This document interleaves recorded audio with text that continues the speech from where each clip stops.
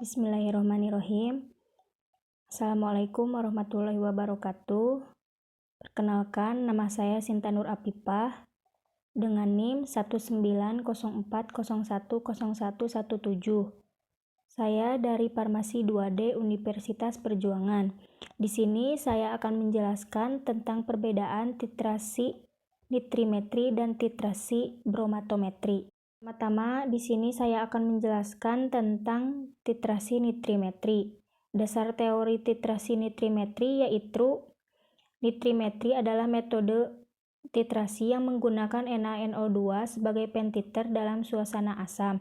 Pada suasana asam, NaNO2 berubah menjadi HNO2 atau asam nitrit yang akan bereaksi dengan sampel yang dititrasi membentuk garam diazonium.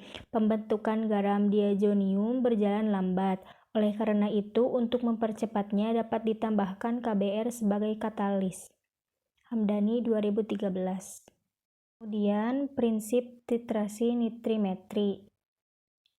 1. Pembentukan garam diazonium berasal dari gugus amin aromatik primer. 2. Pembentukan senyawa nitrosamine berasal di amin alipatik sekunder. 3. Pembentukan senyawa aji dari gugus hidiazida. 4. Pemasukan gugus nitro yang jarang terjadi dikarenakan nitrasi dengan asam nitrit dalam suasana asam sangat sulit. Kemudian pentiter titrasi nitrimetri.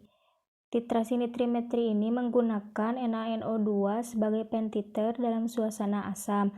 Pada suasana asam, NaNO2 berubah menjadi HNO2 atau asam nitrit yang akan bereaksi dengan sampel yang dititrasi membentuk garam diazonium. Pembentukan garam diazonium berjalan lambat. Oleh karena itu, untuk mempercepatnya dapat ditambahkan KBr sebagai katalis. Kemudian analit titrasi nitrimetri. Zat yang dapat dititrasi dengan nitrimetri adalah zat yang mengandung gugus min NH2 atau amin aromatis primer atau zat lain yang dapat dihidrolisis atau direduksi menjadi amin aromatis premier. Kemudian indikator titrasi nitrimetri mencakup dua indikator. Yang pertama yaitu indikator dalam, yaitu indikator yang digunakan dengan cara memasukkan indikator tersebut ke dalam larutan yang akan dititrasi. Contohnya troveolin, OO, dan metilen blue. Kedua yaitu indikator luar, sulfanilat ke dalam Erlenmeyer. Usahakan terlokalisasi pada satu titik agar tidak diperlukan banyak amonia untuk melarutkan setelah asam sulfanilat larut.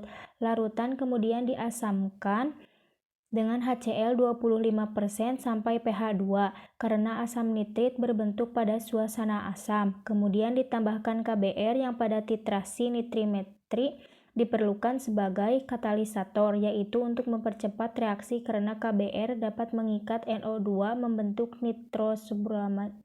nitrobromid yang akan meniadakan reaksi tautomerasi dari bentuk keto dan langsung membentuk fenol. Kemudian cara penetapan kadar atau metode titrasi nitrimetri.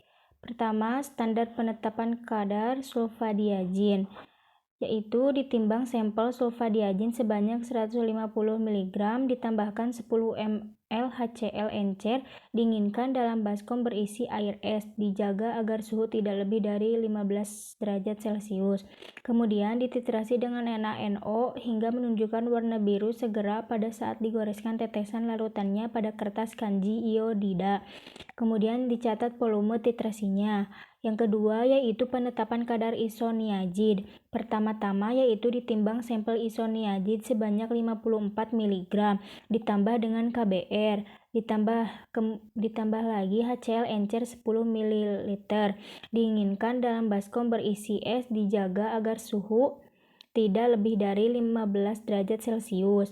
Kemudian dititrasi dengan NaNO2 hingga menunjukkan warna biru segera pada saat digoreskan tetesan larutannya pada kertas kanji iodida.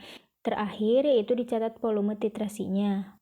Kemudian aplikasi penggunaan titrasi nitrimetri di bidang farmasi. Pertama, penetapan kadar senyawa dengan gugus amin aromatik primer misalnya sulfadiazin, sulfaguanidin, dan sulfameragin.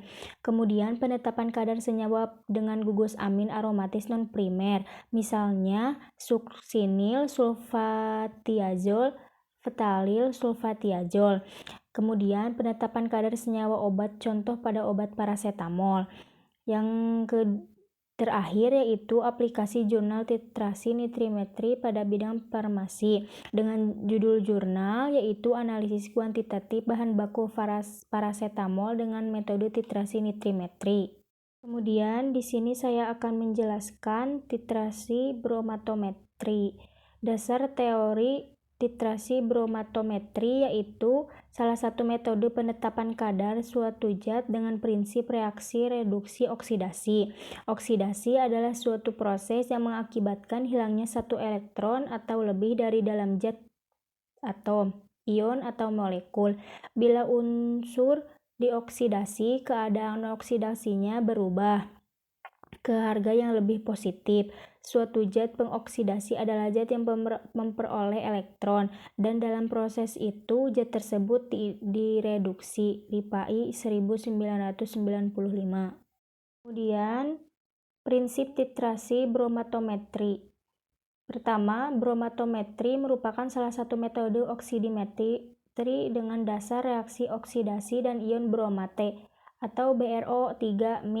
BRO3- ditambah 6H+ menghasilkan 3Br2 tambah 3H2O.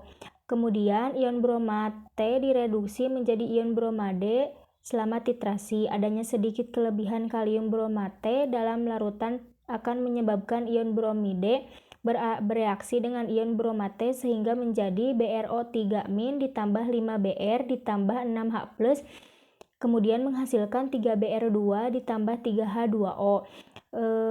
Selanjutnya yaitu dari persamaan reaksi ini dijelaskan bahwa 1 garam ekuivalen sama dengan 1/6 gram molekul. Reaksi ini membutuhkan lingkungan asam karena kepekaan ion H berpengaruh terhadap perubahan ion bromate menjadi ion bromide. Kemudian dengan terbentuknya brom, titik akhir titrasi dapat ditentukan dengan terjadinya warna kuning dari brom. Tetapi supaya warna ini menjadi jelas, maka perlu ditambah indikator merah puisin dan lain-lain. Pentiter titrasi bromatometri yaitu KBRO3 atau kalium bromat. Kemudian analit untuk titrasi bromatometri yaitu zat yang bersifat reduktor. Indikator untuk titrasi bromatometri yaitu indikator kanji. Cara penetapan kadar titrasi bromatometri yaitu dengan cara titrasi secara langsung atau oksidimetri. Kemudian aplikasi penggunaan titrasi bromatometri di bidang farmasi yaitu akan menjadi warna kuning.